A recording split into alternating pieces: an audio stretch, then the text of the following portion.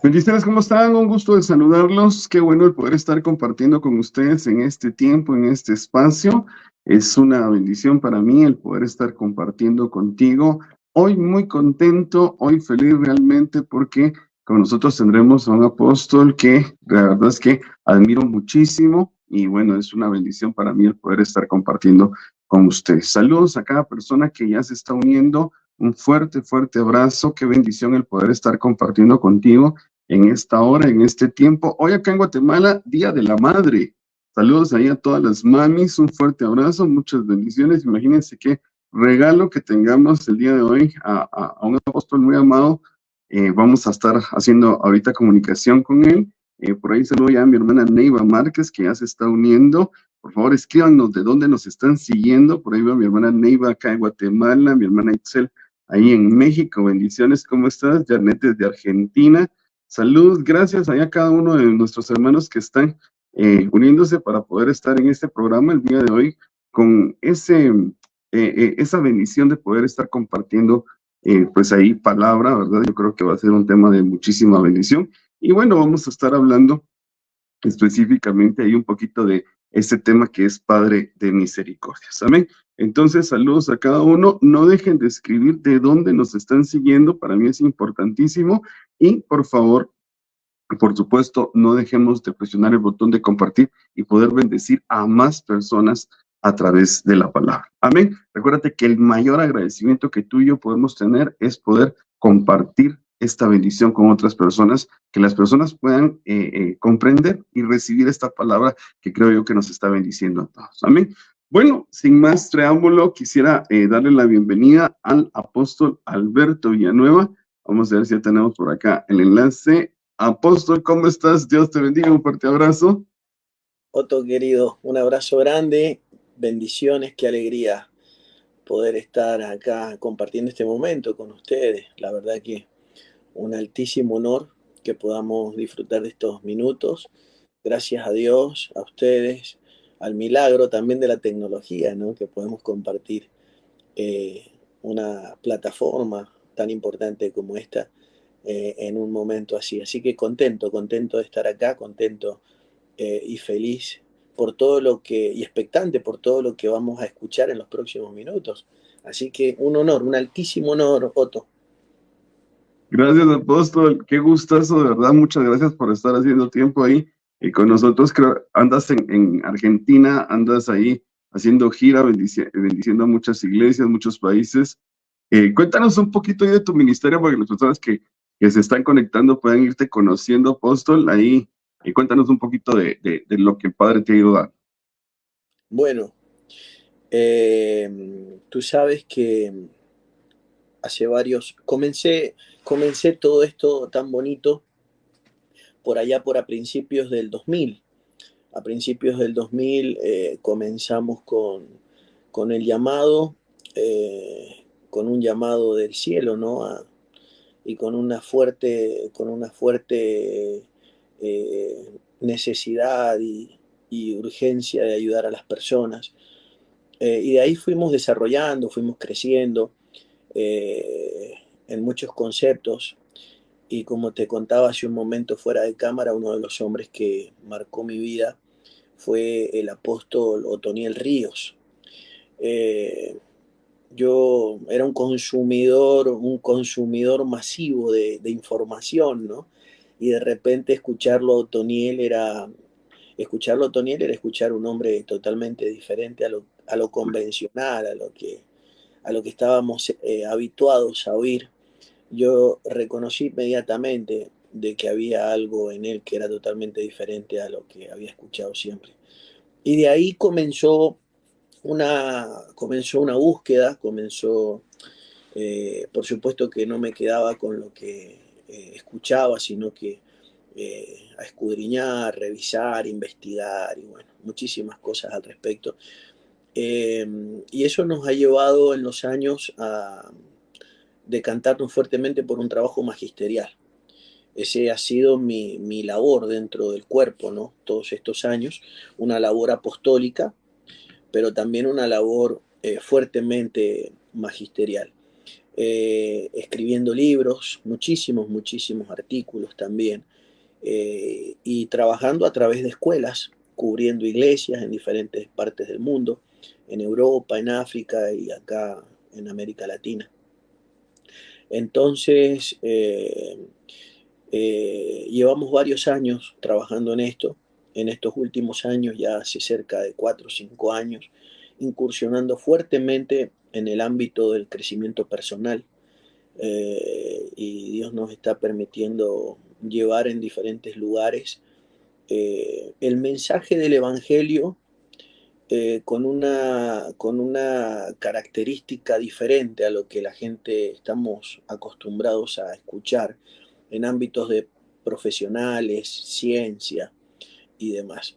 Así que, y bueno, ahí estamos. Ahora mismo me encuentro en la Argentina, regresé de Chile hace unos días.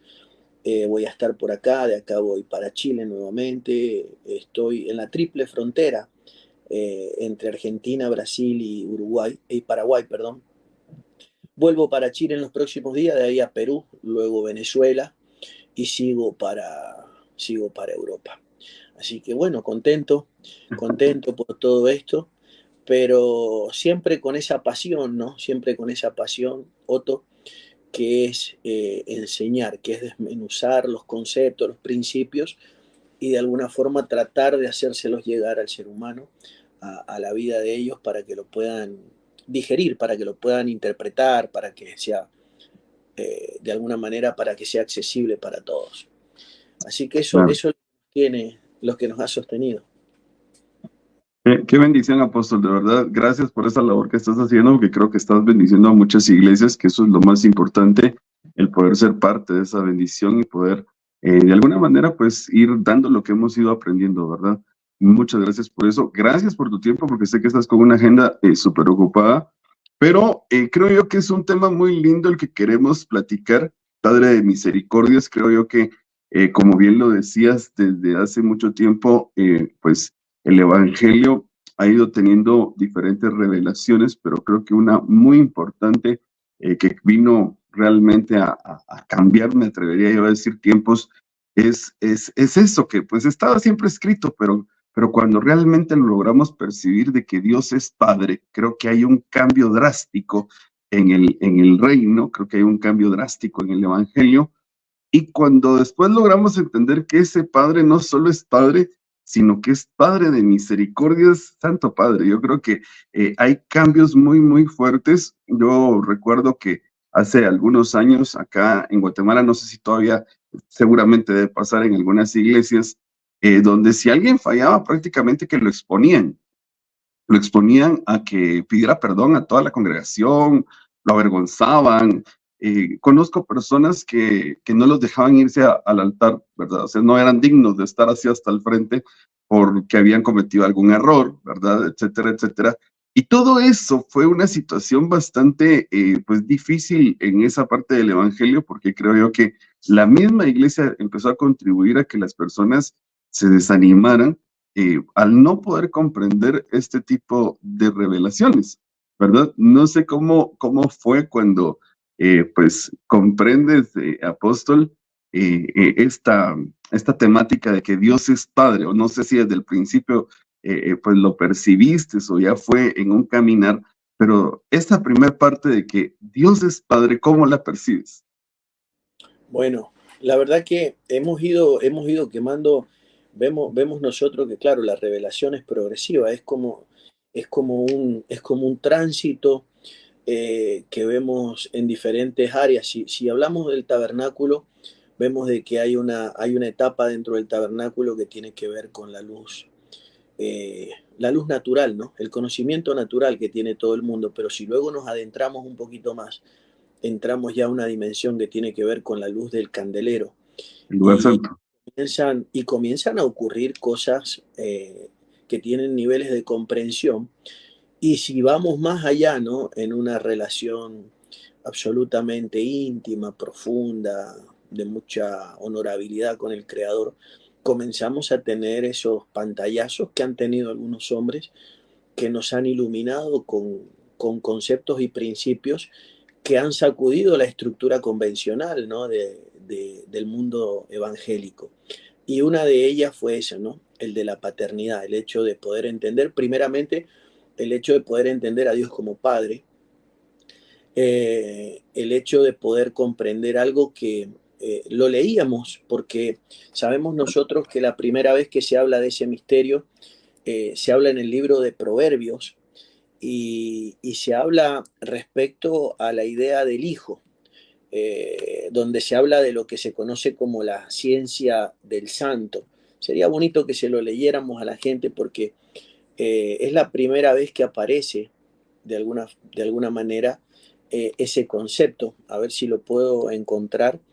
Está en el libro de Proverbios y dice algo realmente impresionante porque ahí es donde se hace una especie de pregunta. Está en Proverbios 30 y dice, lo voy a leer para que la gente lo pueda escuchar. Dice, yo no aprendí sabiduría ni conozco, dice, la ciencia del santo. Pero acá dice algo realmente impresionante, porque dice ahí, no conozco, dice, ni conozco la ciencia del santo, dice, ni quién subió al cielo, ni quién descendió, quién encerró los vientos en sus puños, ni quién ató las aguas en un paño, quién afirmó todos los términos de la tierra. Y dice acá algo impresionante en el verso 4. ¿Cuál es su nombre? Dice, y el nombre de su hijo, si lo sabes. La primera vez que aparece de manera literal el concepto de que él es padre y de que él tiene un hijo, aparece en ese libro de Proverbios, aparece a través de Agur, ¿no? Y eso es realmente impresionante, porque de alguna manera, ahí está, maravilloso, ahí lo estás poniendo, y es realmente impresionante porque ahí vemos nosotros de que de alguna manera Agur era un adelantado en el tiempo. Agur es el que nos estaba diciendo no solamente que él era padre, sino que simultáneamente el padre tenía un hijo. Y ahí comenzamos a ver o a dilucidar, ¿no? Todo el proyecto familiar del cielo. Realmente eso es impresionante y eso hizo cambiar de alguna forma a quienes se les reveló. Eso hace cambiar la perspectiva inmediatamente. Eso te saca del concepto de la maldición, te saca del concepto de el Dios acérrimo de la justicia, que es lo que mucha gente, que es lo que mucha gente de alguna forma interpreta de manera distorsionada. Hay una explicación o El topa. fuego consumidor. Claro, sí, hay una forma, yo lo explico porque hay gente que esgrime esos argumentos bíblicos, los cuales están ahí. Y sabemos nosotros, hace poco tiempo yo hablaba de algo que se llama, de un concepto que es el concepto de paradoja. Y yo hablaba de la Biblia o de la escritura paradójica. ¿Qué quiere decir eso? Que parece en muchos casos que se contradijera. De hecho podemos esgrimir muchas cosas que Claro. hablan de alguien que no es padre y que hablan de alguien que prácticamente tiraniza a la humanidad. Y podríamos hablar también de argumentos como el que estamos hablando, de argumentos de un padre de amor y de un padre misericordioso. Y uno dice, pero ¿cómo puede ser que haya esa dicotomía, que aparezca paradójicamente todos esos conceptos en la Biblia, como el que acabas de mencionar, el Dios consumidor, ¿no? El que es fuego consumidor? Y de repente, ¿por qué tenemos una perspectiva? Porque Dios lo permitió de esa manera y en el sentido de que la Biblia, para poder entender, tengo que reconocer que la Biblia tiene un concepto dualista. Esto es muy importante que la gente lo entienda. La Biblia tiene un concepto dualista. ¿Qué quiere decir eso? La dualidad que hay en la escritura. De que está diseñada para poner en evidencia el corazón del hombre. Entonces, cuando mi ojo es malo, todo mi cuerpo está lleno de oscuridad. Cuando mi ojo es bueno, todo mi cuerpo se llena de luz. Jesús lo enseñó. Enseñó el apóstol que para los puros todo es puro, ¿sí? Entonces, ¿qué es lo que hace la escritura? La escritura pone en evidencia el corazón de quien la está tratando de poner por obra. Sencillamente eso. Mucha gente cree que es solamente un manual de instrucción, ¿no? O de corrección. Para algunos la Biblia es casi una vara, o casi una sentencia de muerte y de juicio para las personas, para otros sencillamente, como para nosotros, es un acto de compasión y de misericordia por los seres humanos, ¿no? Entonces, es importantísimo que la gente cuando lea pueda entender de que la Biblia pone en evidencia el corazón. Hay a quienes les conviene que Dios sea fuego consumidor, hay quienes entendemos de que Dios es un Dios de amor y misericordia, a pesar de que leemos determinados movimientos y enseguida ya que vamos a hablar de misericordia, va a ser muy bonito que nosotros podamos hablar algo que ha confundido a muchas generaciones que tiene que ver con la maldición, para que puedan entender la gente lo que es el hecho de la imprecación y el hecho, la diferencia que hay con lo que llamamos el Dios que advierte, ¿no? O el Dios que profetiza un camino y no es el Dios que desea. La gente ha confundido el concepto de una advertencia, lo ha confundido definitivamente con un deseo del corazón de Dios, ¿no? El hecho, por ejemplo, el alba que pecare, esa morirá, no es una sentencia, es una Exacto. advertencia, es una advertencia que cualquier padre le podría dar a un hijo que viola las leyes, por ejemplo, civiles o penales de una nación o de una ciudad, ¿no? Entonces, hay leyes universales que Dios nos estaba diciendo con muchísima claridad. El alma que pecare, esa morirá, pero no lo está diciendo porque Él sea el autor de la muerte, ni él tenga el deseo de que alguien definitivamente muere. Es como el padre que le dice a un hijo, hijo, la droga te va a matar. Es una advertencia, ¿no? Es una señalización del rumbo que ha tomado. La gente lo ha interpretado a Dios de esa manera, por eso es que se esgrime a Dios casi como una amenaza a otro.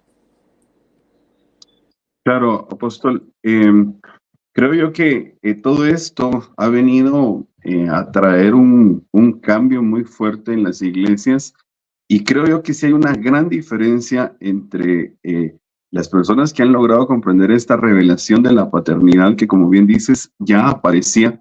Por ejemplo, vemos a Abraham. A mí me parece muy interesante este pasaje de Génesis 15:1. Dice, lo voy a leer, dice, después de estas cosas vino la palabra de Jehová a Abraham en visión, diciendo, no temas, Abraham, yo soy tu escudo y tu galardón será sobremanera grande. A mí me impresiona esta parte porque si la vemos en diferentes versiones, él le dice, yo soy tu escudo y aparte le dice, hay un galardón para ti, hay otras que dicen recompensas, etcétera, etcétera. Y veo yo que prácticamente le está diciendo, Abraham, estás cubierto. Pero Abraham dice, sí, sos mi escudo, yo sé que vienen muchas recompensas, pero en el verso siguiente le dice, no tengo hijo, Mm, no, no soy padre. O sea, sí, gracias por todo lo que me puedas dar, pero quiero tener esa misma esencia que tú tienes. Y claro, yo creo que es algo que nosotros debemos de poder comprender de que la primera parte es ser hijos, pero la siguiente parte es ser padre. llegar a esa paternidad. O sea, que no, o sea, puedes tener muchos dones, muchos regalos, muchas bendiciones, pero el ser padre te lleva a otro nivel. O sea, sí, es cierto, sos mi escudo, sí lo entiendo. O sea, hay mucha recompensa para mí, pero ¿qué me dará si no tengo hijo? O sea, puedo tener riquezas, pero no tengo a quién heredárselas.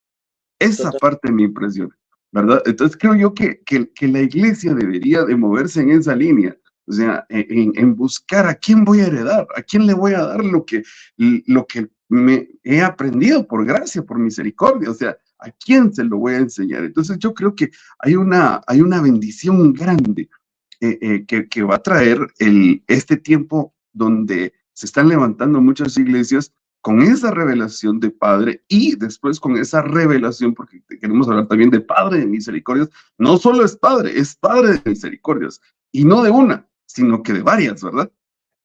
totalmente. Algo que has dicho importantísimo, que le da un sentido inmediatamente, le da un sentido totalmente diferente al concepto natural que han tenido el mundo evangélico de lo que es el ministerio, ¿no? Y vemos nosotros que cuando lo que mencionas en Abraham, lo que vemos es que la esencia de un hombre es justamente ser padre. Eso es parte del proyecto colectivo del Creador, es parte del proyecto universal del Creador para el ser humano, que el hombre sea padre por encima de su oficio, por encima de su habilidad, por encima de su capacidad, por encima en mayor o menor medida, pero el ser humano ha sido llamado, y en este caso que estamos puntualmente hablando, los ministerios, han sido llamados a desarrollar paternidad, o sea, a manifestar su esencia, porque podemos ser grandísimos en el oficio, podemos ser extraordinarios en el oficio, podemos ser poderosos en el oficio, pero puede ser que en nuestra esencia no nos hayamos desarrollado, que es justamente la de ser padre. Y vemos nosotros de que no se puede enfrentar esto de manera sistemática, de forma profesional exclusivamente, sino que vamos a tener que desarrollar esa esencia que es la de ser padre, que involucra absolutamente todo el ser, involucra muchísimas áreas de nuestra vida que tienen que ver, ¿no?, con la misericordia, con lo que yo llamo o denomino la cuadridimensión del amor, ¿no?, con la honra, el perdón, la compasión y la misericordia. O sea, tiene que existir eso para que podamos llegar a la meta. Y llegar a la meta es que podamos transformarnos en padres. Los ministros de turno tienen que saber de que tenemos que ser padre por encima de todas las cosas y que una de las metas que tenemos es que nuestros hijos se puedan convertir en padres sanos, porque el mundo ministerial nuestro no ha tenido ministerialmente a hombres completos, y llámese por completo gente que desarrolla su esencia, que han desarrollado el dogma, que son expertos en doctrina, que son buenos en determinadas habilidades, dones y capacidades, pero no hemos desarrollado lo que tú estás mencionando, lo que no quería dejar de desarrollar Abraham, porque Abraham era un grande, pero Abraham sabe de que si él no logra desarrollar su naturaleza, entonces no habrá fracasado en su misión. Exacto. Cuando nosotros vemos a Abraham el título supremo que se le da por lo menos en la tierra, a Abraham el título supremo en la tierra es el de padre y en el cielo el de amigo, pero en la tierra se le da el título supremo de padre, de hecho es nuestro padre por De medio la de fe. la fe. Entonces, muchísimos hombres entretenidos pensando en cualquier otra cosa, que no estoy diciendo que no sea importante, pero sí puedo decir que es menos importante que desarrollar la esencia. Es más efectivo alguien que desarrolló la paternidad en la modestia, ¿sí?, que alguien que experimenta el ministerio en la opulencia. Eso es importante que la gente lo sepa, porque la opulencia, el poder, y ese tipo de cosas me pueden deslumbrar y desenfocar de la verdadera esencia del llamado, que hemos sido llamados a ser padres. Cuando nosotros vemos un ministerio como el de José, que vemos nosotros que es una sombra y una figura de nosotros, los padres ministeriales de esta época, vemos nosotros para cualquier ministerio de la época, ese ministerio paterno, el de José, fracasó. ¿Por qué? Porque tuvo algunas ovejitas y no es altamente renombrado, ¿no? Y demás. Pero cuando nosotros vemos la ciencia con la que pastoreó a Jesús y a sus hermanos, cuando vemos nosotros el amor, cuando vemos nosotros la obediencia, cuando nosotros vemos la sensibilidad, cuando nosotros vemos la dimensión de lo que decías hace un momento, apóstol, cuando vemos nosotros algo tan importante como la capacidad de jugársela por su hijo, ¿no? Recuerden de que lo querían matar a Jesús y si lo encontraban a José con el niño escapando del decreto del rey, lo iban a matar a José con María, iban a matar a toda la familia. Sin embargo, vemos nosotros de que tanto José como el padre, e incluso el padre y la madre de Moisés, desafiaron el decreto del rey. Hoy día nuestros pastores, nuestros ministros dejan mucho que desear. Hoy le tienen más miedo a la opinión de la gente que al futuro de los hijos, que al sueño y al proyecto de Dios con los hombres que pastorean. Por eso es que hoy día nadie se la juega por nadie, nadie se atreve a ir más allá, ¿no?, de lo convencional. Nos hemos encontrado con casos que gente que muere y que por no haber estado por no haber estado esa oveja en el momento, esa vida en el momento, con determinado pastor que la pastoreó durante décadas, no fue a despedir a lo mejor a la familia, no fue a saludarlos porque ya no era su pastor, ya no formaba parte, ¿no? Del grupo familiar, o visitarlo en una cárcel, o visitarlo en un hospital, o decir con toda seguridad, yo fui el que lo pastoreé. Más bien lo que nosotros vemos es el ministerio inmaduro, ¿no? Como ese ministerio inmaduro de Pedro cuando le dijeron que tú andabas con fulano de tal, y él dijo no. O sea, prefieren negarlo. Pero todo eso tiene que ver con la autoestima, tiene que ver con la falta del desarrollo de esa esencia. No le podemos llamar de otro nombre que madurez, porque cuando uno Claro. madura es padre. No hay forma de madurar. No, maduró en un área, maduró en el conocimiento, maduró en... No, no, el que madura por naturaleza es padre y engendra, se produce el engendramiento. Por otro lado, Otto, y termino este punto, por otro lado, veo que muchísima gente en su inercia, en su inconsciente, que tiene la idea de ser padre, lo que llamaríamos el concepto de acumular, de tener muchas personas, se toman muchísimos atajos, muchísimos atajos. Uno de los principios del amor, uno de los principios de la cuadridimensión del amor, es justamente la honra, y la palabra honra viene de la palabra honor, y honor viene de la palabra respeto por mí mismo. Y el respeto por mí mismo, que es uno de los acordes de ese amor, de esa honra, en ese respeto por mí mismo, yo tengo que engendrar mis propios hijos. Hoy todo el mundo quiere reengendrarte los tuyos. O sea, Claro. si yo te los puedo arrebatar, si yo los puedo sacar, si te los puedo quitar, si me los puedo llevar, si los puedo seducir, si los puedo engañar. Necesitamos hombres que se respeten a sí mismos, ¿no? Es como en la vida secular, ir por la vida tratando de criarle los hijos a los demás, sin tener la capacidad, ¿no? Verdaderamente de yo poder engendrar en el útero de una hembra los propios míos. Es una evidencia de impotencia. Entonces, son bastante importantes esos conceptos que el liderazgo de hoy los tiene que recuperar, Otto. Claro. Es importante lo que decís, porque obviamente hay mucho de eso. Igual también muchas personas que dicen, bueno, hoy él es mi padre y mañana otro es mi padre y pasado otro es mi padre. Y al finalizar creo que no logran comprender todavía qué es la paternidad.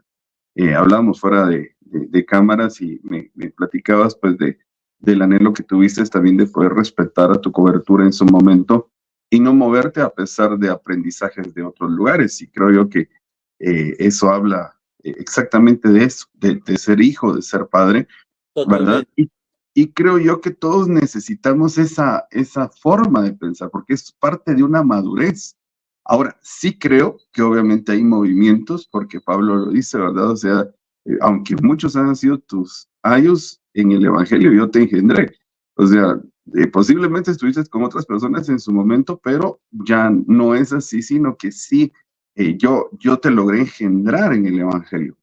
Y pienso, por ejemplo, en el caso de Jesús, pienso en el caso de José. De hecho, me gustaría que tal vez viéramos este verso en Génesis 43, 29. Dice, y alzando José sus ojos, vio a Benjamín, su hermano, hijo de su madre, y dijo, ¿es este vuestro hermano menor de quien me hablasteis? Y dijo, Dios tenga misericordia de ti, hijo mío. O sea, sos mi hermano, pero sos mi hijo, que es exactamente lo que José, que figura de Jesús, hace con nosotros, ¿verdad? Porque el llamado también de Jesús era volverse Padre eterno. Entonces, prácticamente nosotros, siendo sus hermanos, en algún momento que dice que no se avergüenza de llamarnos hermanos, en otro momento, o sea, llega a ese nivel de quedarse como un hermano mayor, cuidándose, cuidando como un padre, pues ya a un hijo, ¿verdad? Hay un cambio ahí, pero porque así se dan las cosas. O sea, es importante como subrayar, resaltar de que no es algo que se quiso, sino que así era. O sea, la madurez, ¿verdad? Digamos que yo estoy con mi apóstol Albano, que también, digamos que en su momento era mi hermano espiritual, si lo queremos ver, y también tuvo ese cambio, ¿verdad? Por la falta de nuestro apóstol Alex González, ¿verdad? ¿Cómo lo ves ahí, apóstol? No, totalmente. Veo de que, veo de que existen ambos casos, no nos podemos estructurar porque tenemos que reconocer algo, es muy diverso, muy multicausal el hecho de que hay veces que la gente se mueve. De hecho, lo vemos en la Biblia. Eh, hay un diseño y lo ideal sería de que la gente fuera engendrada, permaneciera en un lugar y demás. Pero luego vemos nosotros que hay un diseño que tiene que ver con el hecho de subsanar, porque claro, el Hijo vino a subsanar, vino a arreglar lo que se había de alguna manera desordenado. Y vemos un ejemplo clarísimo, para mí uno de los más impactantes de la Biblia, respecto a lo que estás mencionando, es lo que pasó con Juan. Juan el apóstol, ¿no? Y sabemos nosotros que Juan el apóstol era discípulo de Juan el Bautista, el profeta. Y sabemos nosotros de que cuando Juan el apóstol escribe su primer carta, que es el Evangelio de San Juan, vemos nosotros que comienza en el capítulo 1 y comienza diciendo algo realmente impresionante respecto a el encuentro de Jesús con Juan. Y eso es impresionante con el Bautista, porque dice algo que sería bonito que la gente lo pueda ver en el capítulo 1, por allá por el verso 33 lo dice. Y algo que me llama poderosamente la atención es que el apóstol, el apóstol Juan no va a comenzar su ministerio, que lo comienza con el Evangelio de San Juan, sin explicar este fenómeno. Él lo quiere explicar, él tiene la necesidad de explicarlo en el capítulo 1, de explicar algo. Lo que la gente no logra entender es que recién hablábamos de la Biblia que tiene un dualismo. La Biblia también tiene capas, o sea, tiene niveles, ¿sí? Por decirlo de alguna manera, revelacionales. O sea que hay cosas que pasan de largo a la vista del ojo simple humano y hay cosas Ujú. que gente entendida lo percibe.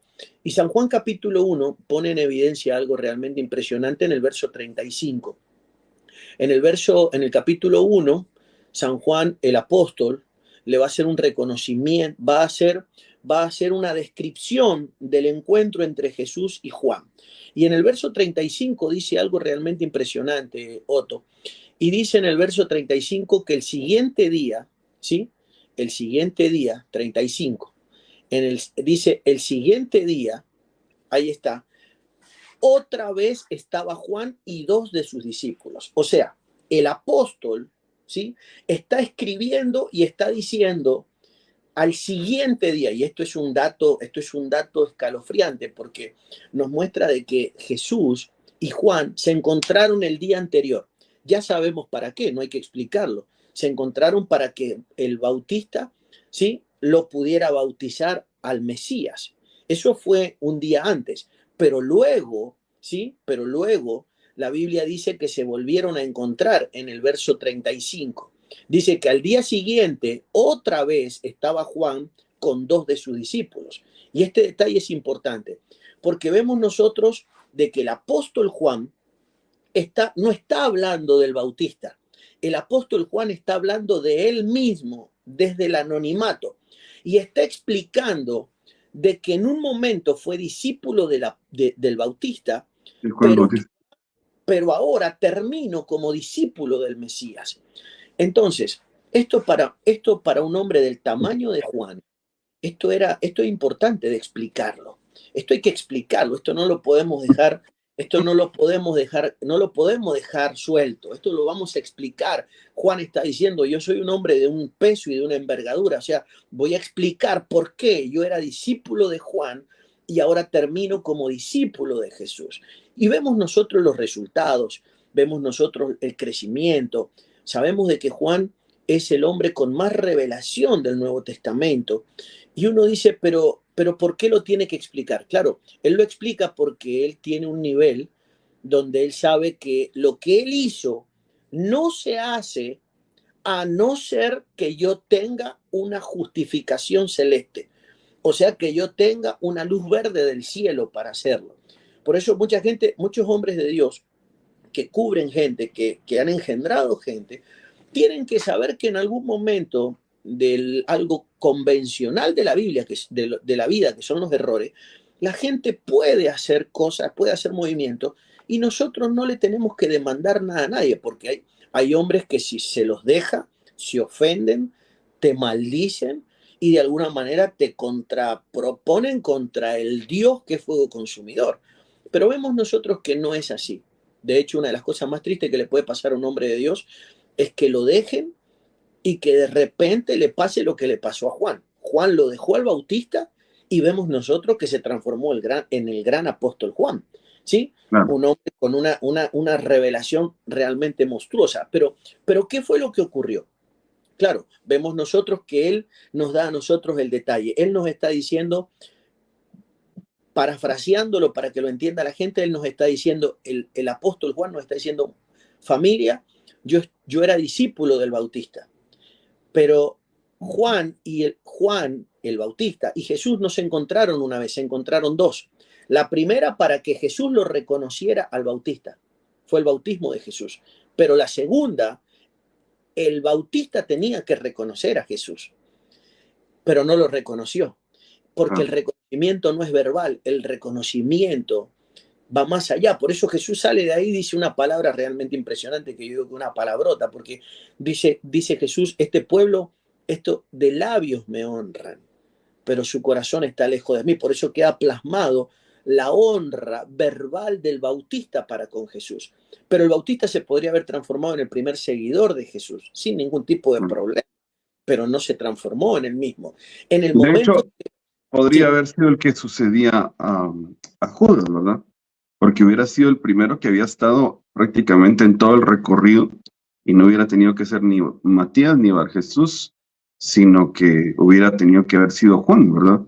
Porque él total, hubiera sido el primer discípulo, pero Juan siguió bautizando y siguió prácticamente haciendo su redil, su discipulado, y sabiendo que Jesús ya está, o sea, no decidió, a pesar de que lo reconoció, no decidió. Y también hay un punto ahí un poquito importante, que era su primo, ¿verdad?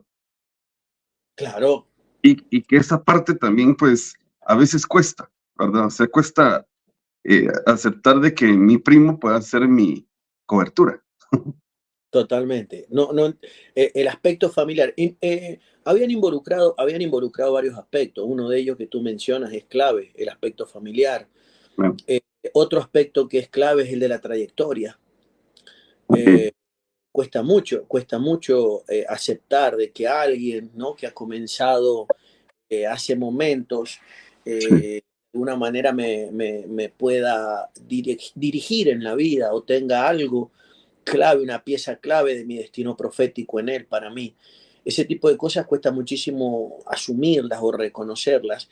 Y sabemos nosotros que eso fue crucial para el destino profético del Bautista. Sabemos de qué terminó.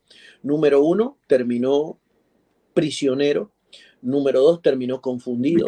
Y número tres, terminó separado de la cabeza, ¿no? Como saben ustedes, decapitado. Hay muchas cosas más en las que terminó. Yo siempre digo que terminó con un chisme, metiéndose en la vida de Herodes y con quién se acostaba Herodes o con quién desubicado, se acostó. porque su llamado era para el desierto y Totalmente, estaba ya metido en el gobierno donde es curioso porque él en el desierto había prosperado. La gente totalmente, lo salía a buscar al desierto. O sea, al totalmente, desubicarse y salirse de la jurisdicción que tenía y meterse como en chismes, como lo dices, termina arruinándose. totalmente. Pero todo comienza, como sabemos, en aquella conexión, ¿no?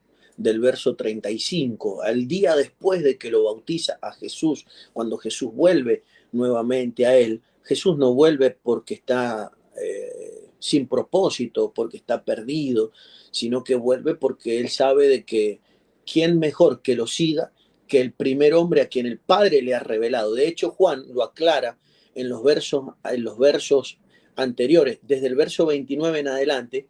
Juan está declarando las palabras del Bautista. O sea que el Bautista fue pesado por sus propias palabras, porque el propio Bautista está diciendo que él tuvo una conversación preexistencial con el Padre.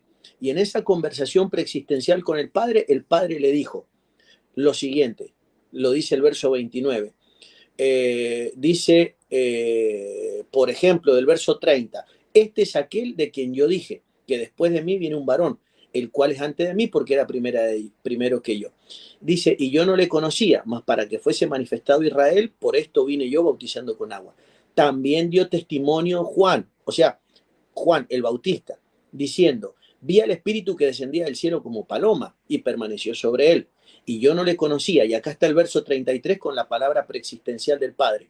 Dice, y yo no le conocía, pero el que me envió a bautizar con agua, aquel me dijo, sobre quien veas descender al Espíritu, ahí está la contraseña, ¿no? Sobre quien veas descender al Espíritu y que permanece sobre él, ese es el que bautiza con Espíritu Santo. Y yo le vi, o sea, se cumplió de alguna manera la asignación preexistencial. Y yo le vi y he dado testimonio que este es el Hijo de Dios. Pero ahí se quedó con no pasó de ser más que un hombre testificando sobre algo, pero no activó absolutamente nada en la dirección, ¿no?, del Mesías. Entonces, Juan, lo impresionante de Juan, el apóstol, es que Juan no quiere comenzar su ministerio sin dejar este punto claro, sin decir por qué se movió donde se movió. Y luego, por supuesto, que está el cielo, el que tiene que, de alguna manera, justificar o no justificar. Y sabemos nosotros que fue justificado en el movimiento. Pero hay gente que tiene que saber que si la causa no es valedera, es probable que eso no se pueda justificar. Es importante que entendamos, y eso es algo que no lo puede juzgar hombre, sino que eso lo tiene que juzgar el Creador. ¿Por qué? Porque sabemos nosotros que hay gente, Otto, que se mueve porque, bueno, porque ellos ya no se sienten como se sentían, se mueven porque tienen intereses, se mueven porque tienen ambiciones personales. Sabemos nosotros que Juan se movió porque estábamos hablando de que Juan estaba interfiriendo el propósito en este caso, del apóstol, como hombre que estaba en medio de los dos. Por eso se movió. De otra manera no se hubiese movido nunca, ¿no? Entonces vemos nosotros de que Juan quería, si el motivo, eso es algo que la gente tiene que saber y que los hombres de Dios que nos están escuchando tienen que conocer. Hemos argumentado para dejar a hombres de Dios muchísimas cosas, pero el verdadero argumento nos perjudica casi a la mayoría. ¿Cuál es el verdadero argumento? De que Juan el Bautista estaba tomando una dirección y el cielo iba en otra dirección. O sea que lo que estoy tratando de decir, que cuando un ministerio toma una dirección en su vida, toma una dirección en el destino, en el propósito, que no es el del cielo, está habilitada la gente para dejar de seguirlo. Y esto es muy complicado, o sea, esto es muy complejo porque entonces tenemos que pesar la dirección. Y el tema que tú has propuesto hoy es un tema clave porque una de las direcciones del Mesías con nosotros, con la iglesia, el pueblo de Dios, es la misericordia. Número uno es la honra, o sea, el honor o el respeto por mi propia naturaleza. La compasión, el perdón y la misericordia. Y tú has dicho algo realmente impresionante porque me encantó el tema, el concepto que mencionaste respecto a esto, que tiene que ver con Padre de misericordia, porque la palabra, algo que no lo hemos escuchado nunca, quizás de manera convencional, ¿no? Pero la palabra misericordia viene de la palabra misericordia. Lo voy a decir al revés, ¿sí? Misericordia, o sea que yo tengo que estar acorde a mi ser. Esto es muy importante porque el ministerio de la era, el ministerio de esta época no está acorde a nuestra naturaleza. Y nuestra naturaleza es ser padre, Otto, por encima de las cosas. A mí me importa poco lo que digan los demás, lo que opinen, lo que dejen de opinar, las presiones, que si me diezman, no me diezman, me acompañan, no me acompañan. A mí me interesa cumplir el rol que tengo que cumplir de padre en el momento. Por ejemplo, yo rescato cosas muy grandes de Alex. Alex era un hombre, yo lo vi a Alex en cosas de alta complejidad metiéndose, y él no tenía miedo cuando él tenía que salir a pelear, a enfrentarse a una situación por causa de un hijo. Él se iba a enfrentar por un hijo ministerial, le hubiese caído en pecado, se hubiese equivocado en la vida, hubiese tenido que enfrentar a lo que... Y él iba a salir a pelear como un león sale a pelear con los cachorros. Entonces, ese tipo de cosas, en la mayoría de los liderazgos que nosotros vemos hoy, son como los que menciona Job cuando habla de paternidad, ¿no? Son un liderazgo avestruz que esconde la cabeza en la arena y que con las propias patas mata a los huevos o mata a los polluelos, los aplasta, dice Job, ¿no? Entonces, es un liderazgo que le tiene miedo al que dirán que llegó donde llegó por causa de situaciones político-diplomáticas, por causa de admiración, por causa de reconocimiento humano. Pero otra cosa es llegar a todo esto por medio de nuestra naturaleza, de nuestra capacidad dada por Dios, porque una vez que uno entiende eso, no hay forma de que a uno se lo quiten eso. Claro. Y es que cuando nosotros vemos, porque también a veces entendemos que padre es lamer llagas, y obviamente no lo es, ¿verdad? No. Cuando vemos que el hijo que le llamamos pródigo, pues sale de la casa, el papá no vemos resistencia, ¿verdad? Es diferente, digamos que las tres parábolas que hay, ¿verdad? El pastor va detrás de la oveja, la mujer busca la moneda perdida, pero el papá deja que se vaya el hijo, ¿verdad? Sí. Ahora, lo que es curioso es que cuando regresa el hijo, ya no se encuentra con un padre solamente, ahora se encuentra con un padre de misericordias.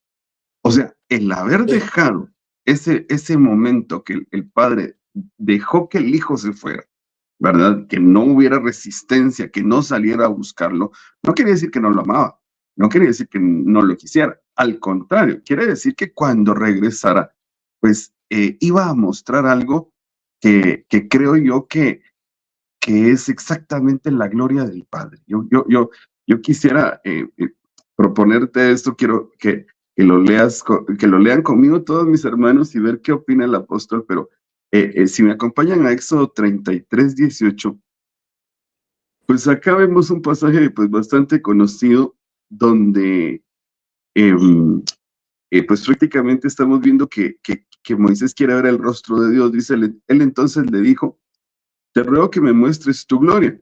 Y le respondió: yo haré pasar todo mi bien delante de tu rostro, y proclamaré el nombre de Jehová delante de ti. Y tendré misericordia del que tendré misericordia, y seré clemente para con el que seré clemente. Dijo más: no podrás ver mi rostro, porque no me verá hombre y vivirá. Y dijo aún Jehová: he aquí un lugar junto a mí, y tú estarás sobre la peña. Y cuando pase mi gloria, yo te pondré en una hendidura de la peña, y te cubriré con mi mano hasta que haya pasado. Después apartaré mi mano, y verás mis espaldas, mas no verás mi rostro. Esta parte a mí me impresiona mucho, porque lo que va a ver, y pues según lo que él le logra explicar, le habla y le dice: y tendré misericordia del que tendré misericordia. Y lo que él estaba queriendo ver era su gloria. Y dice: ok, no me vas a ver mi rostro, pero me vas a ver las espaldas. O sea, yo logro entender que su gloria él la va a mostrar cuando muestre sus espaldas. Ahora, cuando regresamos otra vez a Lucas 15, que tal vez Sí. no he logrado enlazar, pero cuando regresamos a Lucas 15, el hijo pródigo regresa, el papá sale de casa, ¿verdad? Y atrás queda la casa, atrás quedan los siervos. Y lo que los siervos ven es esto: al padre abrazar al hijo que ha regresado de fallar, de cometer errores, de estar pues pidiendo la comida de los cerdos. Y lo que los siervos ven son las espaldas del padre. Las espaldas del padre es ese abrazo que le das a esa persona que regresa. Es la misericordia. Ahí es donde yo entiendo de que ya no se encontró a un padre, ya no, o sea, cuando él regresó ya no vio a su papá, vio a un padre de misericordias. Ese Totalmente. que lo que muestra son las espaldas, porque te está abrazando. No sé cómo lo veas, apóstol, pero No, yo creo no. que eso es lo que estaba diciéndole Jehová. Yo vas a ver mis espaldas, y ahí vas a ver mi gloria, y ahí vas a ver mi misericordia. ¿Qué piensas? Otto, la palabra misericordia es mi ser acorde. ¿Acorde a qué? ¿A qué tiene que estar acorde mi ser? A mi mensaje, a Claro. mi asignación. El mensaje de nosotros es precioso, pero nuestros actos, nuestras acciones con los seres humanos no está acorde, no es acorde. Tiene que estar acorde, nuestros actos tienen que estar acorde a nuestro mensaje. Entonces, si estoy hablando de todo lo que estamos hablando, los que manejamos este conocimiento, tengo que tener el valor y la capacidad de que cuando tengo que abrazar, como tú lo estás mencionando, cuando tengo que abrazar a alguien y cuando tengo que abrazar a alguien, que tú has dicho una cosa muy tremenda, tengo que darle la espalda a algo. Y eso, para eso hay que tener mucho valor. Claro. No puedo porque tengo que tener el valor para darle la espalda a quienes no van a estar de acuerdo. De hecho, ahí había un personaje que tú ya sabes, ¿no? Que es el que estaba ofendido porque a ese había que darle la espalda, que había estado constantemente y tenía sus argumentos. Le dijo al padre, yo siempre he estado contigo y no me has dado un cabrito para celebrarlo con mis amigos. Y esto me llama la atención porque hay que tener las agallas para poder, pero eso no lo puede hacer un pastor convencional. Eso no lo puede hacer un apóstol político, no lo puede hacer un diplomático, un presidente de organización. Eso lo tiene que hacer un hombre que tiene las agallas para hacerlo. O sea, un hombre que ha tenido, un hombre que ha tenido los órganos o el órgano reproductor en condiciones para engendrar vida, es el único que verdaderamente lo puede hacer. Porque mucha gente dice, pero por qué nuestros hombres no lo pueden hacer en este tiempo? ¿Por qué nos falta tanto valor? Por ejemplo, dijiste algo muy importante, cuando se fue el pródigo, para mí lo más importante cuando estamos en el engendramiento de gente no es cómo la recibimos, no es lo más importante, porque ellos vienen en un estado de inconsciencia. Es lo mismo que con un hijo. Cuando un hijo viene al mundo, viene en un estado de inconsciencia. El secreto no es cuando lo recibimos, el secreto es cuando lo despedimos. Ahí es donde se ve la paternidad. Cuando nosotros lo despedimos, cuando lo emancipamos, cuando le damos la autonomía, cuando lo lanzamos, cuando lo enviamos al destino profético, cuando Él toma las decisiones de su vida, más allá de nuestra comprensión, la forma en la que actúa un hombre va a determinar si es el padre o si no es un padre. Y cuando el pródigo se fue, el padre no habló. Eso es una señal clave. Lo que va a determinar que un hijo vuelva, porque muchos, yo me he encontrado con gente que me ha dicho cosas, por ejemplo, como esta, ¿no? Yo les he preguntado, uno viajando por el mundo, llega a lugares y pregunta por gente que estaba en el círculo más cercano de los pastores o apóstoles, y uno dice, fulano de tal, ¿dónde está? Te lo dramatizan, ya le vamos a contar. Algunos incluso hasta especulan o inventan un justificante grave, no, se fue en pecado o esto o lo otro, lo degradan, lo descalifican, porque necesitan ellos, tienen la necesidad de justificar por miedo, por inseguridad o sencillamente para poder de alguna Cubrir. manera, sí, pero yo he escuchado muy pocos hombres, a muy pocos hombres, de hecho Alex era uno, hacer silencio o cubrirlo, hacer silencio o justificarlo, hacer silencio sobre la persona de alguien. Y eso es muy clave, ¿no? El hecho de guardar silencio. Y hay gente que yo le he escuchado descalificar, degradar, tengo que decírtelo para mi tristeza y seguramente para la tuya también, que la mayoría actúa de esa manera.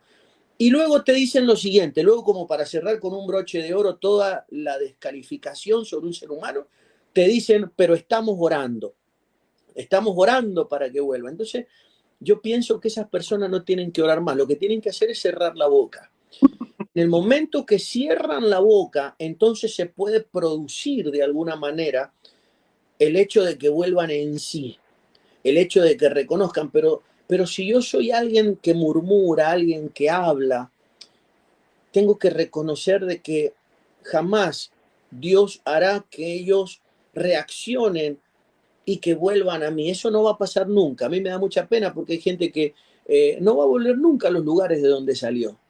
Y no va a volver nunca porque intuyen, porque saben de que del otro lado hay una inmadurez que no supo enfrentar la situación a la que de alguna manera se enfrentaron cuando tomaron la decisión incorrecta de irse. Y es que es tan curioso esto porque este padre sale, lo abraza, llama a un grupo muy pequeño de siervos, urgente, ¿verdad? Creo que las Américas lo dice, sí, corran, ¿verdad? Traigan el protovestido, el mejor vestido, lo cubre afuera, pero cuando ese hijo entró a la casa, él entró como cuando se fue.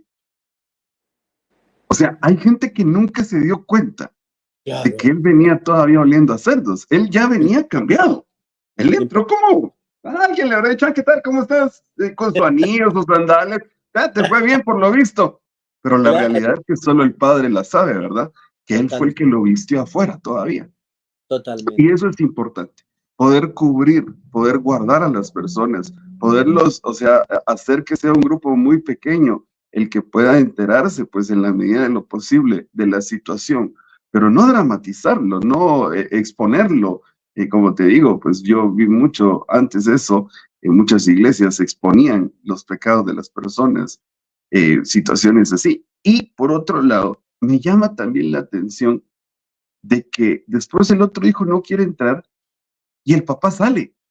O sea, no sé si me da a entender, pero al finalizar, yo digo, no es que todos estén cortados por la misma tijera, porque a veces pensamos que eso, va, yo soy padre y estás todos parejos, pero no, yo veo que con el otro sí sale y Claro. lo trata de convencer, mientras que al primero no, o sea, no sé, yo creo que padre es un arte, o sea, no es una ciencia, sino que es algo de Sabiduría. delicadeza. Es algo más profundo, ¿sí? La ciencia sería conocimiento, la sabiduría es el conocimiento ancestral, o sea, eso es el conocimiento preexistencial. Entonces, por eso la escritura dice que los pastores apacienten, ¿no? Con ciencia y con sabiduría. Es muy clave la sabiduría. Sin sabiduría es imposible, porque sin sabiduría no tenemos nosotros tacto, no tenemos el amorómetro, no tenemos la capacidad de medir las distancias, las palabras, no, sin sabiduría es imposible.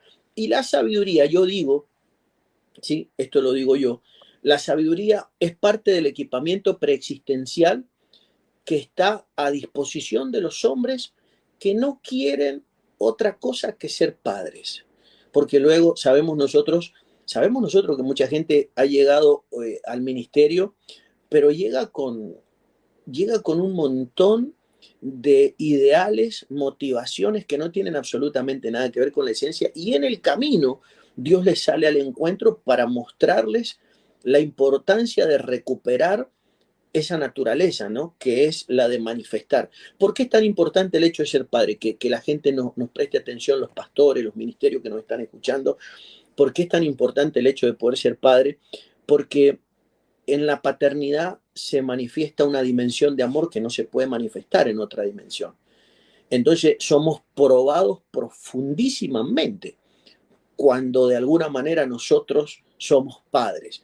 Basta demuestra un botón cuando lo somos a nivel biológico. Sabemos nosotros que un hijo, por cometer el error que cometa en la vida, no dejará de ser nuestro hijo. Eso no se puede cambiar. De la misma manera debería funcionar en el plano, en la dimensión de la asignación espiritual. No se debería renunciar al acto, pero hoy día vemos nosotros de que se da el fenómeno, tanto desde arriba como desde abajo, se producen actos de renuncia. Desde arriba para abajo se producen desde un espectro muy diplomático, ¿no? Bueno, el hermano está ahí, estamos orando, el hermano se congrega con nosotros, pero ahí lo tenemos, lo estamos tratando de restaurar, como si se tratara de una labor, ¿sí?, superficial, de una cuestión humano, natural o doméstico, como si se tratara de un centro de rehabilitación, pero en realidad esto es una cuestión mucho más profunda. Si no lleva implícito el amor, si no lleva implícita las lágrimas, que es lo que se derrama por un hijo, el hombre que es padre y no derramó una lágrima por un hijo no ha sido padre. O sea, entonces el hecho de no abrazar, el hecho de consolar.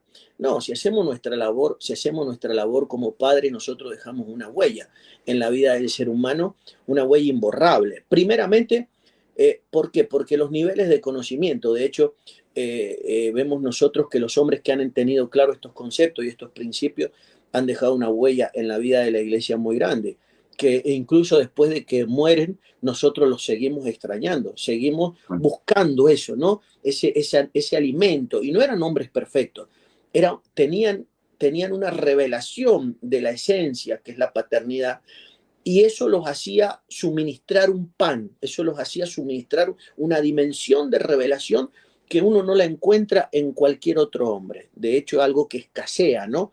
Y realmente es doloroso, pero creo yo que es un tiempo crucial, Otto, donde muchísima gente, muchísimos hombres, hay muchísima gente frustrada, muchísimos hombres de Dios sufriendo porque de alguna manera no encuentran verdaderamente el sentido del pastorado. Claro. Apóstol, es curioso porque pues lo hemos platicado, lo has dicho, más que solo tener un título o que el oficio, pues esta bendición de poder encontrar la paternidad.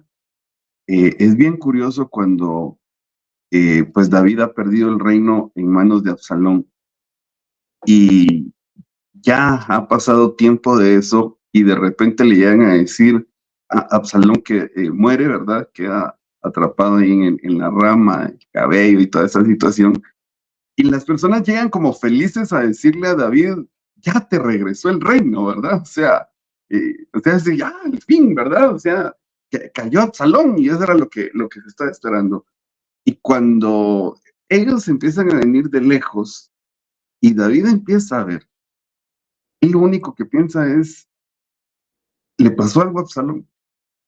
Sí. O sea, le van a regresar el reino, o sea, ok, todo, pero no le importaba más el reino que su hijo, a pesar que le había dado golpe de estado, a pesar de lo que le había hecho pasar, a pesar de todo lo que había sucedido, y empieza a llorar David.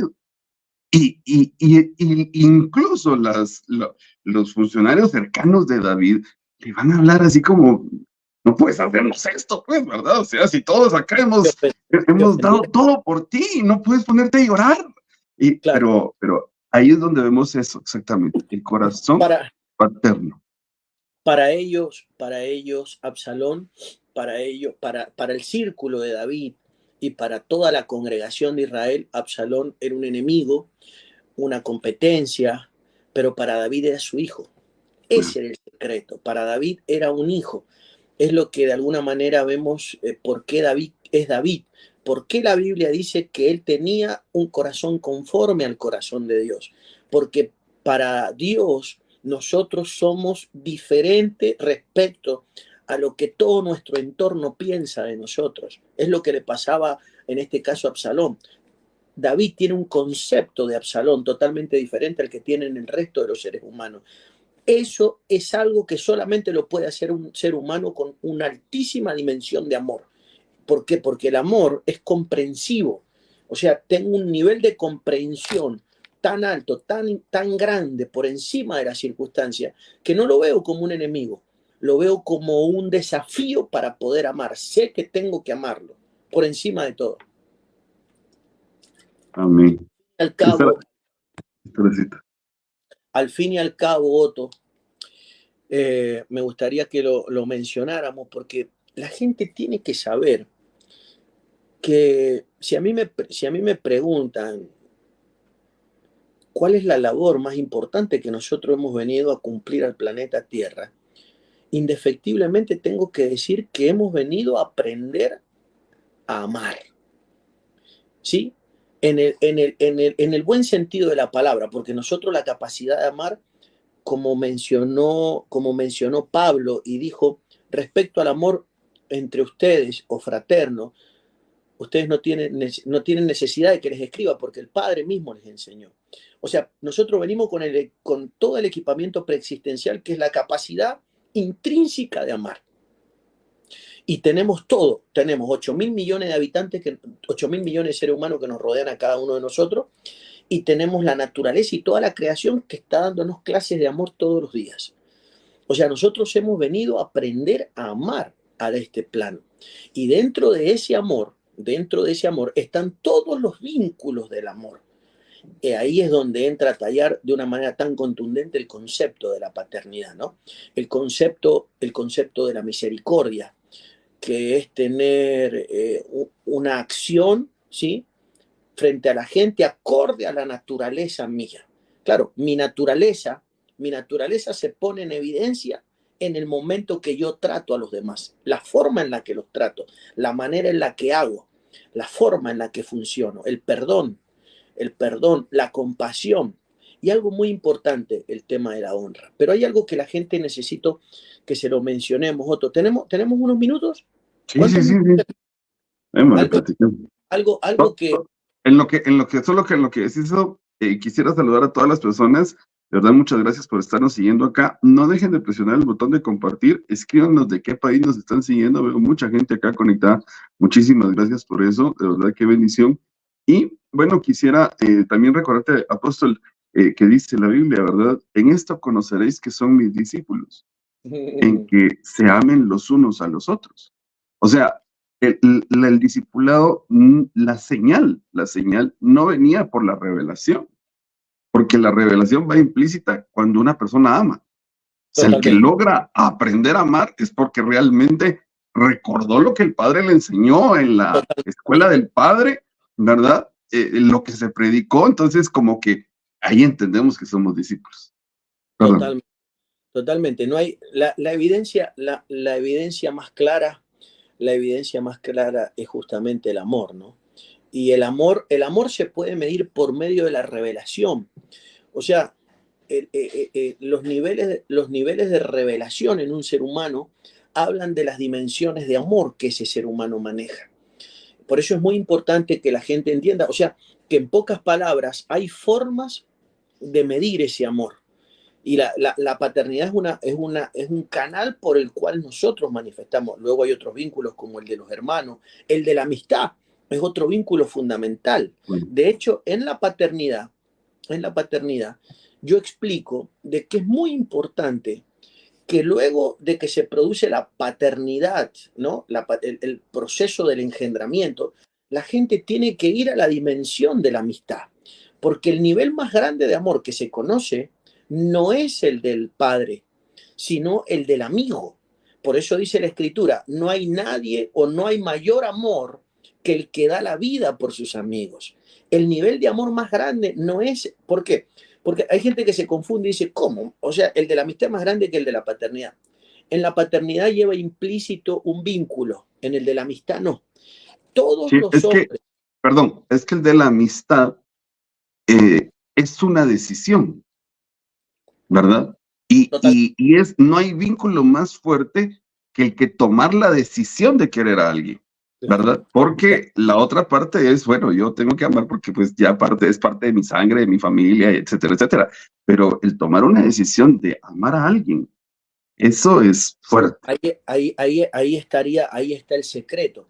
Entonces, vemos nosotros de que el poder amar a alguien, como tú lo estás mencionando, es un acto de libertad. No hay mayor nivel de libertad que es Otto, el que yo decido amarte, más allá de tu naturaleza. Y no te amo con la intención de cambiarte, te amo como eres.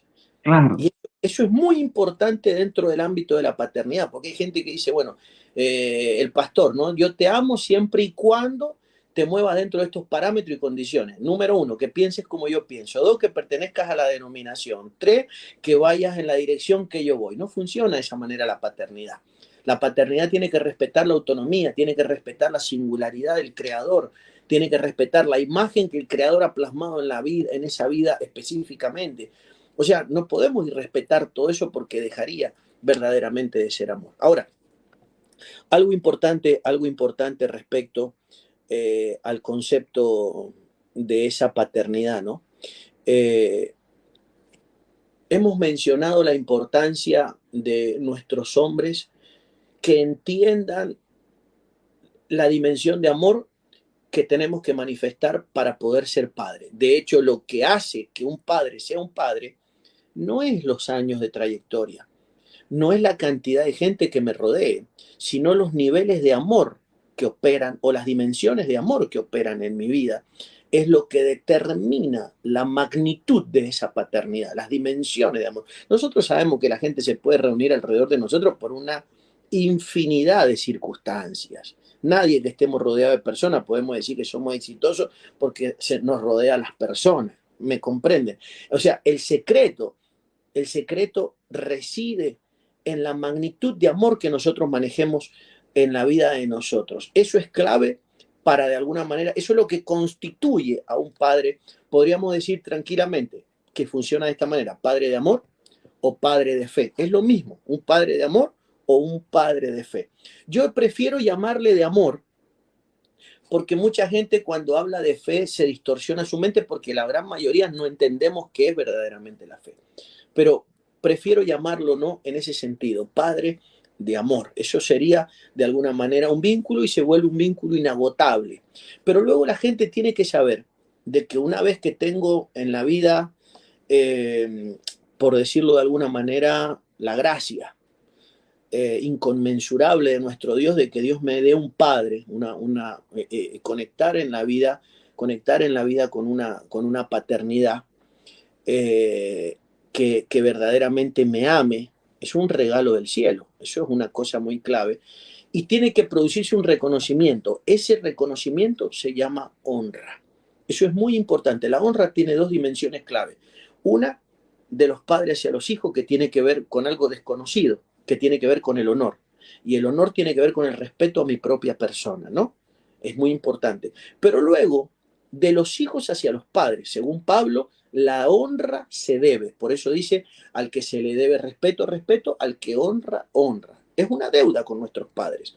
Cuando nosotros miramos la Biblia, Otto, nosotros sabemos que la honra se debe, número uno. Nosotros sabemos de que la honra, esto es importante que la gente lo sepa, sabemos de que la honra es la fórmula. Si existe una, está ahí, Efesios 6:2, ¿no? Y por supuesto que en uno de los 10 mandamientos, ¿no? Donde dice claramente, honra a tu padre y a tu madre para que te vaya bien y seas de larga vida. Y no lo dice en cualquier parte, lo dice en Efesios capítulo 6, en el verso 2. ¿Qué es lo que habla ese misterio? Ahí habla de la guerra espiritual. Pero ahí dice, para que te vaya bien y seas de larga vida. Y algo que a mí me impacta, Otto, cuando habla de eso, es que está la fórmula de la vida en el ser humano, ¿sí? Ese es en el 2, ese es el 1.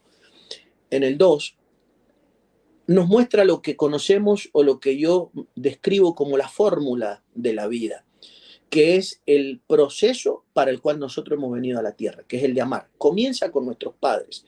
¿De qué manera? Honrándolos. Cuando nosotros leemos la Biblia, lo cual tendría que ser evidente, nosotros no nos encontramos con que la Biblia nos dice de qué manera se honra. No lo dice la Biblia. La Biblia no dice, si haces esto estarás honrando a tus padres, o fulano hizo esto y honró. No dice eso la Biblia. La Biblia no explica cómo honrar. La Biblia menciona tres grandes testamentos. La propia Biblia los menciona. Número 1, dice, 3 son los que dan testimonio del Padre. Número 1, el Espíritu.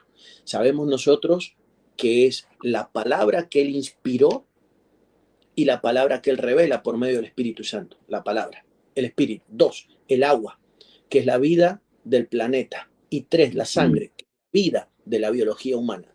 Quiere decir que nosotros, al manejar solo la Biblia y no poder tener una lectura solo de la Biblia y no poder tener una lectura de la biología ni una lectura de la creación o la naturaleza, nosotros manejamos solo un 33% de la verdad. Y dice algo muy tremendo, dice, y los tres concuerdan. ¿Por qué? Porque son inalterables cualquiera de los tres. Los tres son inspiración de él en diferentes aspectos o dimensiones. Ahora, ¿por qué menciono esto? Porque la Biblia no dice cómo hay que honrar, pero la biología humana, la sangre, sí lo dice. Sabemos nosotros, ahí está, ok. Entonces, esto es importante, pero es en el 8, el siguiente verso. 3 son los que dan testimonio en el cielo, 3 son los que dan testimonio en la tierra, ¿sí? Ahora, es importante, ahí está, es importante entender lo siguiente. Fíjense algo que creo que necesitamos entender. Cuando nosotros vemos la biología humana, vemos nosotros de que un padre, ¿sí? Un padre se va a llevar o le va a costar aproximadamente 2 décadas la formación o la emancipación de sus hijos. 2 décadas. La pregunta es, o sea, vamos a hablar en términos espirituales, son 20 años o 2 décadas de siembra de un padre en un hijo. El hijo, si es buena tierra, debería devolver la semilla multiplicada. Si es una tierra estéril, no va a devolver nada. Si es una tierra regular, al 30, al 60 o al 100. O sea que lo que determina qué tipo de hombre soy es la forma en la que yo devuelvo lo que se sembró en mí, en la tierra. La forma eso se llama honra. La forma en la que yo retribuyo a los que han invertido en mí. Y no estoy hablando de forma afectiva solamente, no estoy hablando estoy hablando incluso involucra la parte económica. ¿Se entiende el concepto? Sí. Entonces, interesantísimo. ¿qué es lo que la gente necesita entender? Muchísima gente ha conectado con hombres que son un regalo de Dios, que son un doma de Dios, que son uno de esos dones que Dios preparó para ellos en el tercer cielo, pero ellos no estuvieron nunca dispuestos a retribuirlos en nada. De hecho, cuando nosotros entendemos el concepto que estoy mencionando de la honra, nos damos cuenta que la mayoría de nuestra gente no ha honrado ni siquiera a sus padres biológicos. Y si no hemos amado a nuestros padres biológicos, ¿cómo pretendemos que vamos a amar a un extraño? Imposible.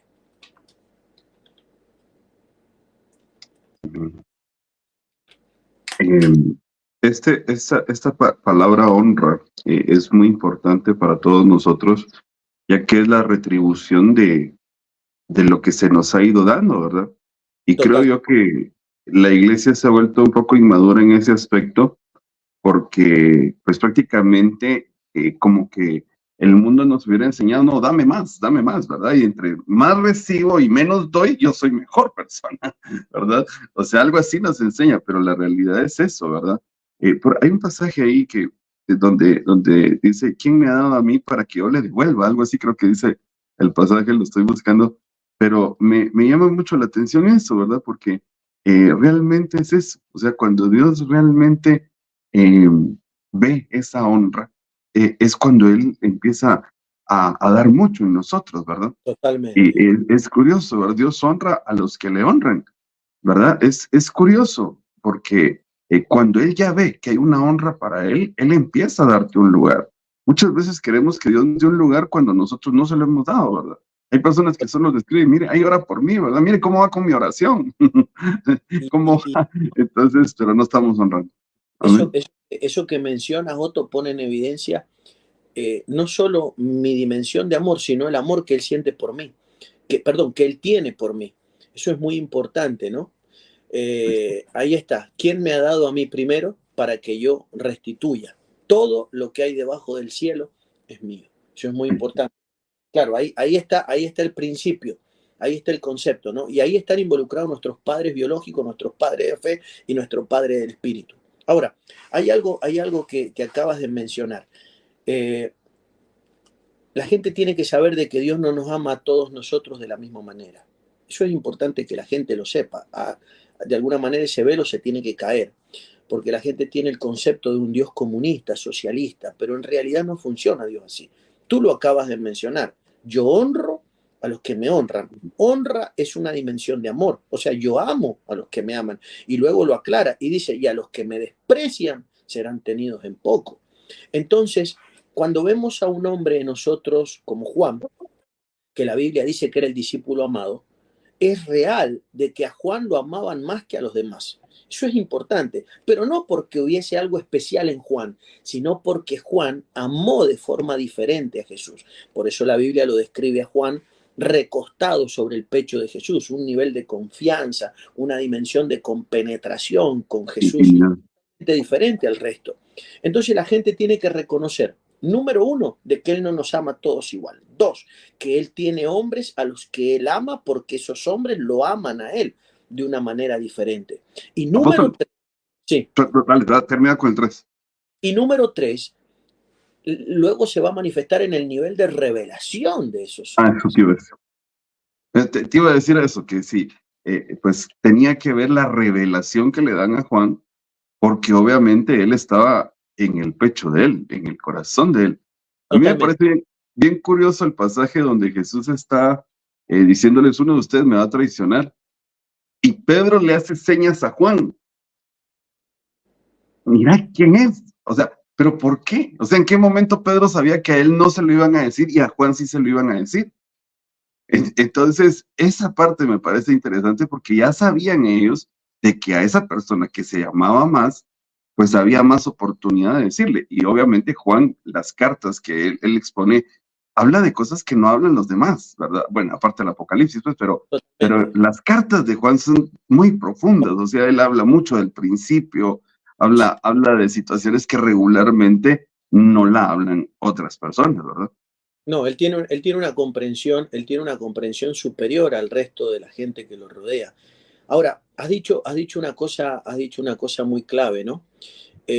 Respecto a Juan. Y quiero mencionar algo, porque sabemos nosotros de que Juan conocía o tenía revelación de un lenguaje que la iglesia de este tiempo necesita redescubrir. ¿Cuál era? Jesús, Pedro quiere saber, después de que Jesús dice uno de los que está a la mesa me va a entregar, Pedro quiere saber quién es el que lo va a entregar. Entonces le pregunta a Juan que está recostado sobre el pecho de Jesús. Y Juan le dice a Jesús, ¿quién es el que te va a entregar? Entonces Jesús le dice, ¿a quién aquel yo le dé el bocado de pan mojado en mi plato? Ese es el entregador. Y acá vemos nosotros algo que yo llamo una contraseña. O sea, donde Jesús transmite un principio, pero no lo transmite verbalmente, sino que lo transmite a través, ni escrito, sino que a través de una contraseña divina. Juan aprendió el lenguaje de las contraseñas, que ese es el libro de Apocalipsis. Aprendió el lenguaje de las contraseñas, que es el lenguaje del amor. El lenguaje del amor es un lenguaje que va más allá del verbo, de la verborragia, que va más allá del explicativo, de la oratoria. El lenguaje de nuestros ministros hoy día es un lenguaje netamente verbal, pero no hay un lenguaje corporal. De hecho, el corporal dice todo lo contrario. No hay un lenguaje de la práctica o de la practicidad del amor. Por eso es que nosotros sufrimos lo que yo llamo el síndrome de Zacarías. ¿Cuál es el síndrome de Zacarías? El síndrome de Zacarías es que el cielo lo dejó mudo.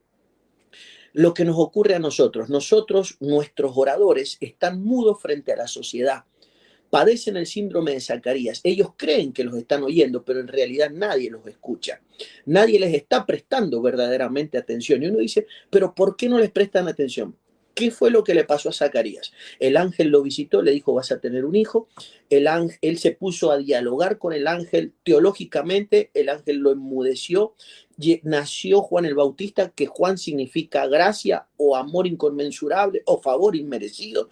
Y cuando lo van a presentar al octavo día, la Biblia dice algo impresionante, de que todos le llamaban Zacarías por el nombre de su padre, pero el padre dijo que le acercaran algo para que él escribiera el nombre. No lo podía mencionar a amor, sino que él lo podía escribir. Quiere decir que Juan era parte de una generación de hombres que lo iba a manifestar a Dios no con palabras, lo iban a manifestar a Dios como padre, sino de amor. Ese es el problema que tenemos hoy, Otto. Ese es el problema que tenemos nosotros en Babilonia, Babel. Ellos se pusieron de acuerdo, ellos tenían una doctrina y una meta, ellos tenían un propósito. ¿Cuál era? Llegar al cielo. ¿Era malo querer llegar al cielo? No. ¿Era malo ponernos de acuerdo y unirnos? Tampoco. El problema era la herramienta que ellos estaban utilizando, un acuerdo verbal. Entonces Dios los confundió, como están confundidos nuestros hombres hoy. Y uno dice, pero ¿por qué tenemos tanta confusión dentro de los evangélicos? La confusión religiosa más grande del mundo está dentro de la iglesia evangélica. Y uno dice, pero ¿por qué? Porque nos hemos puesto de acuerdo en un fin positivo. Queremos que la gente llegue al cielo. Dos, sabemos de que nos tenemos que poner de acuerdo, pero no entendemos el lenguaje unos con otros, porque no es con palabras, es con amor. El amor es por encima de la razón, el amor es por encima de la doctrina. Hemos superpuesto la doctrina, Otto, al mandamiento. Claro. El mandamiento es que amemos. La doctrina, hay una diversidad mundial y universal, incluso en la Biblia. La Biblia es una ensalada de doctrina. Nadie lo quiere aceptar, pero Pablo y Pedro no tienen la misma doctrina. Sin embargo, los dos son maravillosos, pero no tienen la misma doctrina. Uno está doctrinalmente comprometido con los gentiles, el otro doctrinalmente está comprometido con los judaizantes. Y vemos nosotros que el amor prevaleció por encima de la doctrina. Hoy día no hay suficiente amor para que prevalezca por encima. Por eso no tenemos padres, Otto. Lo que tenemos Claro. son buenos Sí. ministros del escenario. Hay un pasaje que a mí me impresiona mucho porque regularmente lo tomamos, y solo tomamos uno de los versos que dice Pablo, donde dice, imítenme a mí como imito a Cristo. Pero si revisamos, Pablo no siempre dijo así. Claro. Hay dos pasajes más donde él dice, imítenme a mí, pero no dice cómo imita a Cristo. Y Sí, cuando yo lo vi, dije, oh, qué fuerte que alguien pueda venir y decir, imítenme a mí. No porque estoy imitando a Cristo, sino imítenme a mí. Entonces me puse a investigar un poquito y esa palabra es mimetes, que viene de mimo. Mimo es no sí, hables, totalmente. actúa. Actúa. Y yo creo que eso es lo que pasa con Zacarías, lo tuvieron que volver un mimo, ¿verdad? O sea, ya deja de estar hablando tanto y actúa. Y yo Totalmente. creo que ese es exactamente lo que estamos buscando ya en este tiempo, en un tiempo de paternidad donde actuamos más que, o sea, yo amo la doctrina, amo la revelación, ¿cómo no? Pero sí realmente nos hemos llenado de personas que saben mucho y que están como la samaritana, ¿verdad? O sea, eh, eh, tengo la revelación de que este es el monte, pero no te doy un vaso de agua.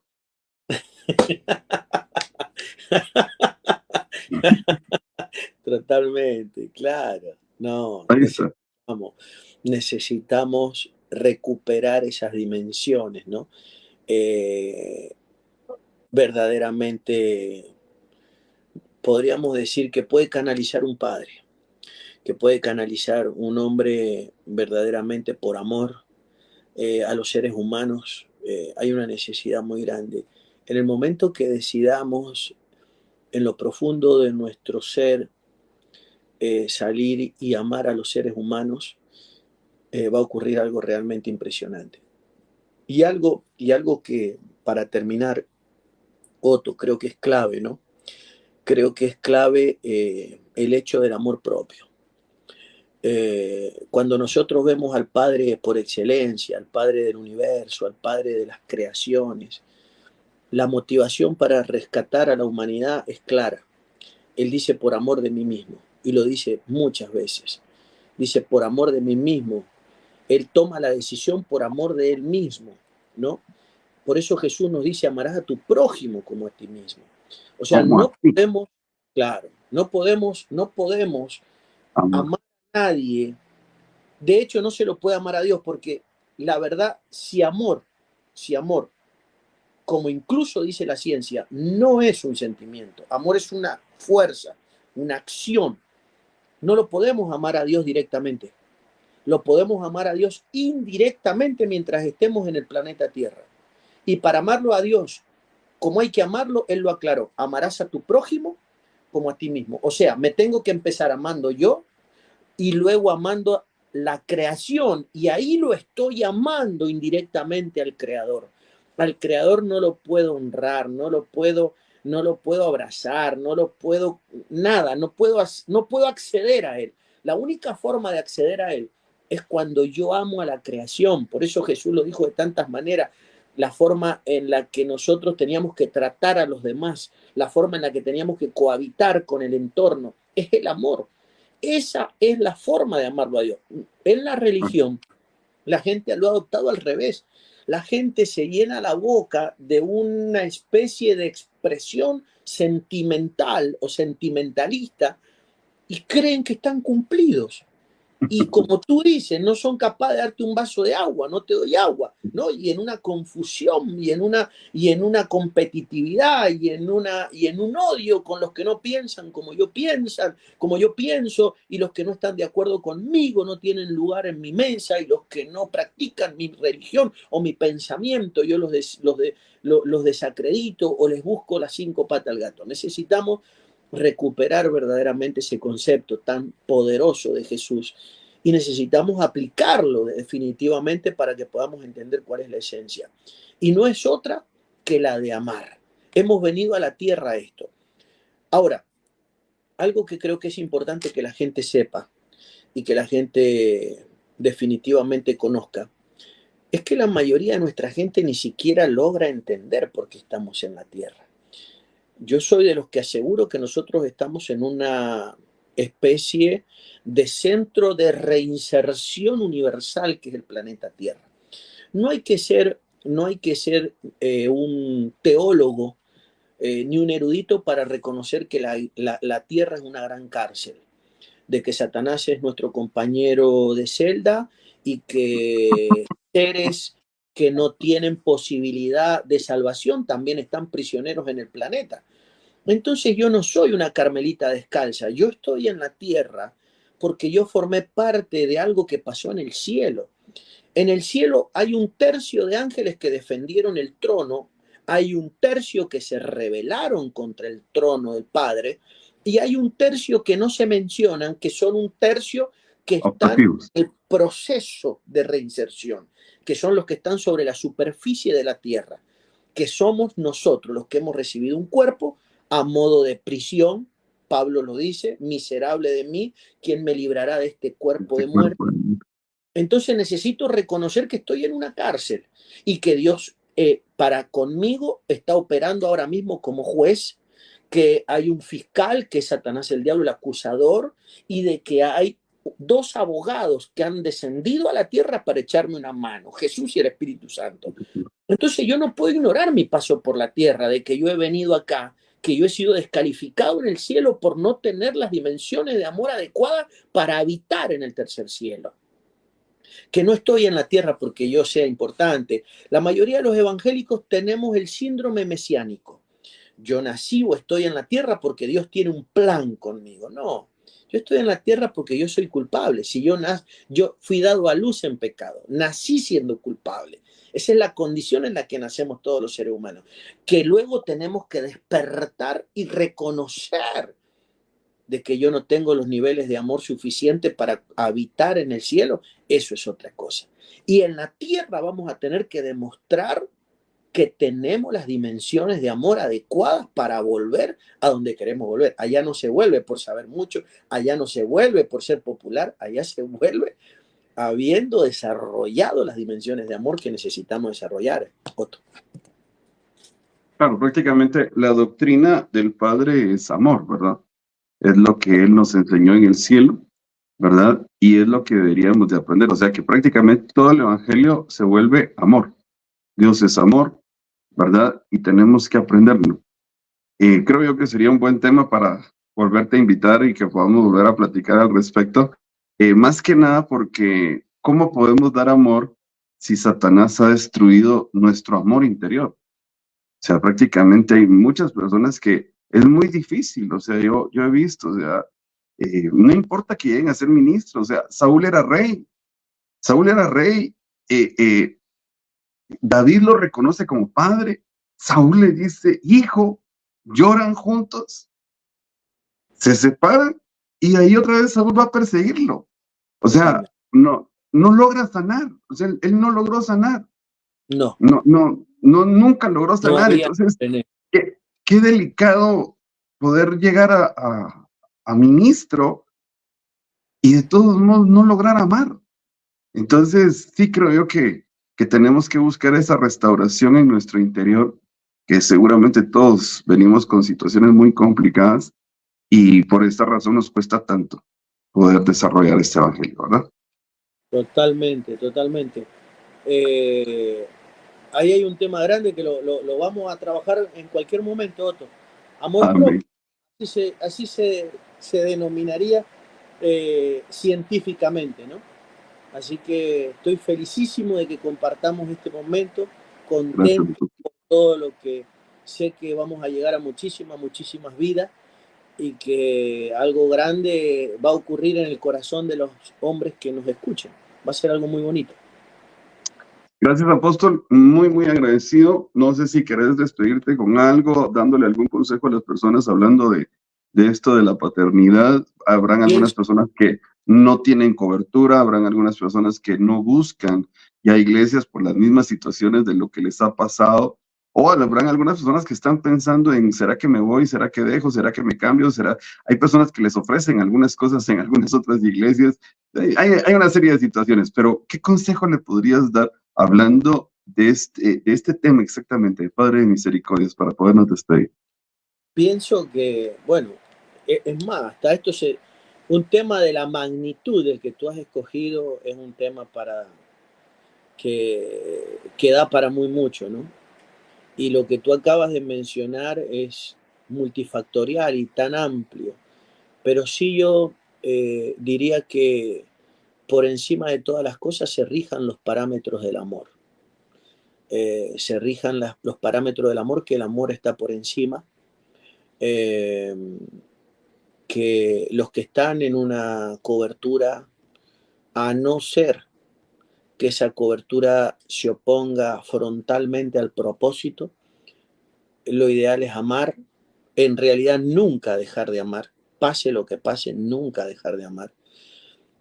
Los que están solitos necesitan tener ese vínculo por el cual se retroalimenten y donde reciben y entregan, ¿no?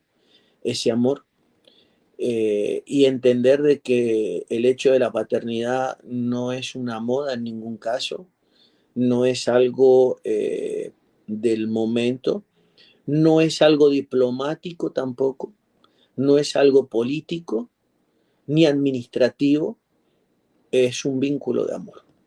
Entonces hay que procurarlo, lo tengo que procurar. Si no lo tengo en ese formato, tengo que procurar en ese formato experimentarlo en mi vida, porque nosotros no nos van a preguntar a qué fundación, administración, concilio, ministerio pertenecemos, sino que nos van a pesar en amor.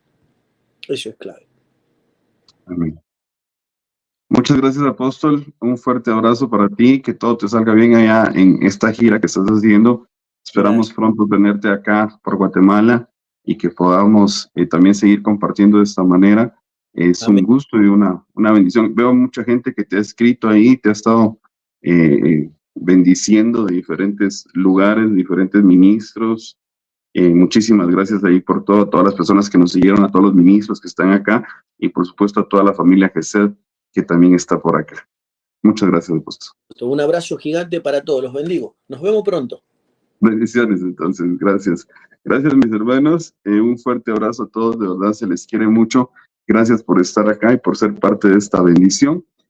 Pues les pido ahí a todos que si los bendijo, no dejen de presionar el botón de compartir. Recuérdense que acá queda grabado. Entonces, si alguien lo impactó, pues bendice a otra persona, cuéntale de lo que sucedió acá. De verdad, una bendición poder haber estado con el apóstol Alberto allá. Él es de España, ahorita estaba en Argentina, pues compartiendo con nosotros. Amén. Y bueno, estaremos haciendo esto, teniendo la oportunidad por lo menos una vez al mes. Hemos estado con bastante trabajo, ¿verdad? Pero por lo menos una vez al mes, tal vez tratar de poder compartir con algún ministro como lo hicimos el día de hoy, ¿verdad? Y pues estar un poquito más cerca del apóstol Alberto, que creo yo que nos bendijo muchísimo, ¿verdad? Y bueno, te recuerdo, hoy a las 6 de la tarde, hora de Guatemala, estaré en TikTok, pues en vivo, ¿verdad? De lunes a viernes estoy en TikTok en vivo a las 6 de la tarde. Sígueme, va a ser de mucha bendición y ya saben que estamos para servirles. Amén. Un fuerte abrazo a todos, los quiero mucho, los bendigo y recuerden que en medio de lo que estemos viviendo, vamos a todas. Amén. Hasta la próxima. Muchas bendiciones. Chao, chao.